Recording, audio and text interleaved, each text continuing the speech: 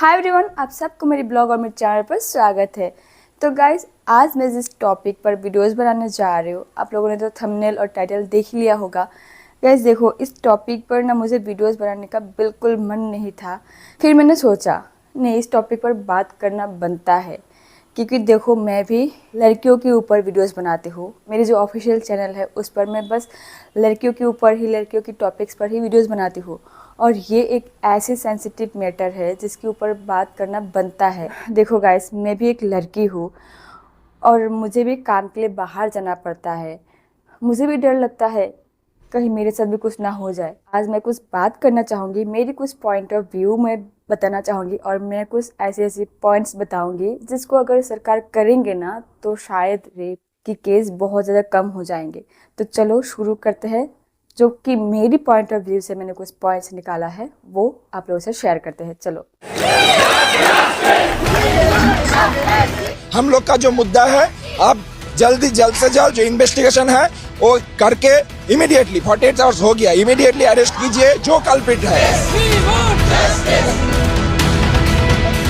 We want justice for humanity। ये एक औरत के साथ हुआ है, एक डॉक्टर के साथ हुआ है।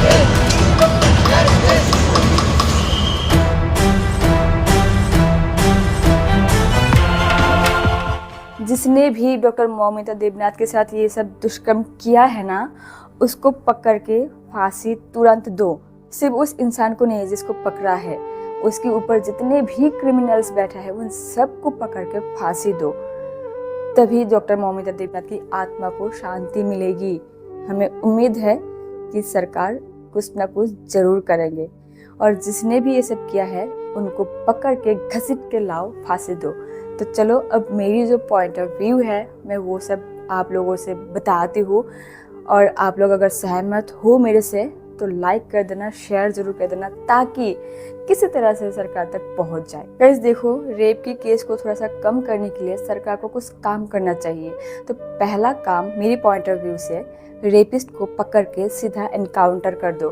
तभी रेप करने से पहले एक बार सोचेंगे कहीं हमें भी गोली न मार दे, तो सीधा रेपिस्ट को एनकाउंटर करो। दूसरी बात यह है कि भले ही हमारी गवर्नमेंट ने इंडिया में पॉर्न साइट को बैन कर दिया है, आज के दिन में भी बैन होने के बाद भी लोग हर दिन पॉर्न वीडियोस देखते हैं। मेरे हिसाब से, मेरी पॉइंट ऑफ व्यू से, जो भी गूगल में जाके ये सब वीडियो सर्च करता है ना, उसके खिलाफ तुरंत एक्शन लेना चाहिए। क्योंकि गाइस देखो, ये सब वीडियोस देखेंगे ना तभी उनके मन में, मतलब लड़की को देख के बस वही सब आएंगे और तभी जाके रेप होता है। जो भी गूगल में जाके ये सब सर्च करे उसके ऊपर तुरंत एक्शन लो। और जो भी फेसबुक में हो या कहीं पर भी हो, लड़कियों को जाके सेक्सुअल मैसेज करता है या फिर सेक्सुअल कमेंट करता है या फिर कोई MMS वायरल कर देता है या फिर उसका लिंक मांगता है, उन लोगों के खिलाफ भी तुरंत एक्शन लो। तो मेरा थर्ड पॉइंट ये है कि हर एक स्कूल में, हर एक कॉलेज में लड़कियों के लिए सेल्फ डिफेंस का एक क्लास कंपलसरी करना चाहिए। उनको कराटे वगैरह सिखाओ, जो कि कंपलसरी कर दो। अगर कोई उसके साथ कुछ दुष्कर्म करने आए तो कम से कम वो अपने लिए एक्शन ले पाए। PM नरेंद्र मोदी जी से गुजारिश करती हूँ और हमारे असम की जो CM सर है डॉक्टर हिमंत बिश्व शर्मा सर, आप लोग प्लीज़ इस बारे में सोचिए। स्कूल में एक क्लास कंपलसरी कर दो लड़कियों के लिए सेल्फ डिफेंस का। तो हाल ही में मैंने देखा है, हमारे जो नरेंद्र मोदी जी है उन्होंने गेमर्स को एक रूम में बुलाकर PUBG खेल रहे थे। आगे जितना टाइम PUBG खेलने में लगाया है, अगर उसमें से 10 मिनट अगर आप लोग रेप की केस को कैसे कम किया जाए अगर थोड़ा सा भी डिस्कस करते ना, तो शायद कुछ ना कुछ आइडिया जरूर निकलता आप लोगों के लिए कि कैसे रेप को कम किया जाए। तो मेरे पास भी पॉइंट ये है कि हम लड़कियों के लिए हर रोज नई नई स्कीम लाने से कुछ नहीं होगा। आप लोग हमारे लिए नई नई स्कीम मत लाओ, हमें नहीं चाहिए स्कीम। बस हम लड़कियों के लिए एक काम कर दो कि हमारी इज्जत लूटने वालों के साथ कड़ी से कड़ी सजा हो, बस इतना व्यवस्था कर दीजिए। हमें स्कीम नहीं, हमें न्याय दीजिए। तो मेरी 6 पॉइंट ये है कि सरकार ने बेटी बचाओ बेटी पढ़ाओ का नारा तो खूब लगाया, अभी भी लगाते हैं। बेटियां तो पढ़ तो लेती है लेकिन बेटियां बच नहीं पाती है। किसके कारण? कुछ मर्द के कारण। बेटी बचाओ बेटी पढ़ाओ का नारा लगाना बंद करो। अब से बेटा सुधारो का नारा लगाओ, ना कि बेटी बचाओ का। बेटियां बच जाएंगे अगर बेटा सुधर जाएंगे। इस बारे में सरकार को सोचना चाहिए था कि कैसे रेप को कम किया जाए। गाइस देखो, अंग्रेजों से आज़ादी मिले हुए हम लोगों को 78 इयर्स हो गया है, लेकिन ये आज़ादी सिर्फ और सिर्फ मर्दों के लिए है। हम औरत को तो आज तक आज़ादी नहीं मिली है, और वो भी किससे? अपने ही देश के कुछ अपने ही भाइयों से। सरकार से गुजारिश है, मर्दों को तो आज़ादी दिला दिया अंग्रेजों से, अब हम औरतों को भी, हम लड़कियों को भी आज़ादी दिलाओ अपनी देशवासियों से। अब कोई कोई बोलेंगे, कमेंट भी करेंगे, तू इतना सब बोल रही है, अगर तू होती तो क्या करती। गाइस देखो, भले ही मैं इतनी पावरफुल पोजीशन में ना हूँ, लेकिन अगर मेरे पास थोड़ी सी भी पैसा होती ना, अगर मेरे पास ऐसी हैसियत होती कि मैं कुछ कर पाऊँ, तो मैं एक काम जरूर करना चाहती। हर एक लड़की के मोबाइल में मैं एक ऐसी ऐप बनाना चाहूँगी जिस ऐप में अगर लड़की के साथ कुछ दुष्कर्म हो, कोई अगर उसके साथ कुछ करने आए, बदतमीजी करना है, तो उस ऐप के जरिए तुरंत लोकल पुलिस में नोटिफिकेशन जाएगा और लोकल पुलिस स्टेशन से कोई ना कोई उस लोकेशन में जाके उस लड़के को बचा लेगा। मैं एक ऐसी ऐप बनाना चाहूँगी। अगर मेरे पास पैसा हो, मेरे पास मेरी इतनी हैसियत हो, कभी ना कभी तो मैं बनाऊंगी ही बनाऊंगी। गवर्नमेंट की तरफ से एक ऐसी ऐप लाओ जिस ऐप से लड़कियों की कोई भी मुसीबत में पड़े तो तुरंत उसका नोटिफिकेशन लोकल पुलिस स्टेशन में जाए। सिर्फ बेटे को संस्कार मत दो, बेटों को भी संस्कार दो। अगर एक लड़की बाहर जाए शाम को छोड़ो, दिन को भी अगर बाहर जाए तो वो कहाँ जा रही है, किसके साथ जा रही है, क्या करने जा रही है, कब तक आएगी, हजारों सवालों का जवाब देना पड़ता है, तब वो जाकर बाहर जा सकती है।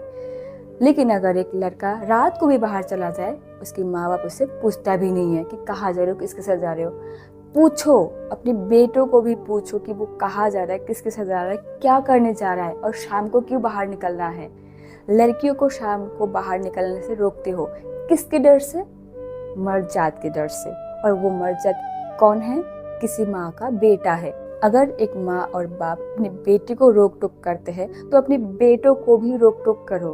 वो कहाँ जा रहा है, क्या कर रहा है, किसके साथ जा रहा है, वो इंटरनेट पे क्या कर रहा है, उन सब के बारे में भी देखो।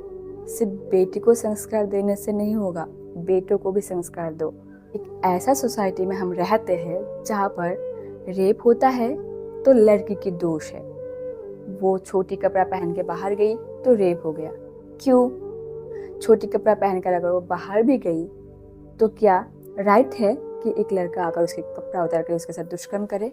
नहीं ना। आपके बेटे को एक ऐसी सीख दो कि अगर उसके सामने कोई छोटा कपड़ा पहन कर भी आए तो वो मुंडी घुमा ले, ना कि मुंडी घूम उसकी तरफ लाकर उसके साथ कुछ दुष्कर्म करे। हम एक ऐसे देश में रहते हैं जहाँ पे नारियों को देवी की तरह पूजा जाता है।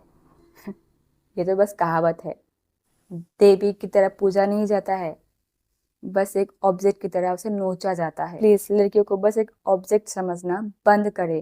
गाइस देखो, ये एक आज़ाद देश था, लेकिन यहाँ पे उस पुरुष ने इस देश को पुरुष प्रधान बना दिया है और वो एक औरत को बस दबा कर ही रखना चाहता है। तो क्या मतलब रह गया लॉ ऑफ इक्वलिटी का? और आखिर में हमारे पीएम नरेंद्र मोदी जी को और हमारे असम के सीएम डॉक्टर हिमंत बिश्व शर्मा जी को मैं ये गुजारिश करना चाहूँगी, प्लीज़ आप लोग स्कूल में सेल्फ डिफेंस का कोर्स क्लास मतलब लड़कियों के लिए कंपलसरी करें और एक ऐसी ऐप की बंदोबस्त करें जिस ऐप से लड़कियों के साथ अगर कुछ भी दुष्कर्म हो तो तुरंत लोकल पुलिस स्टेशन में नोटिफिकेशन जाए। बस इतना ही मैं चाहती हूँ।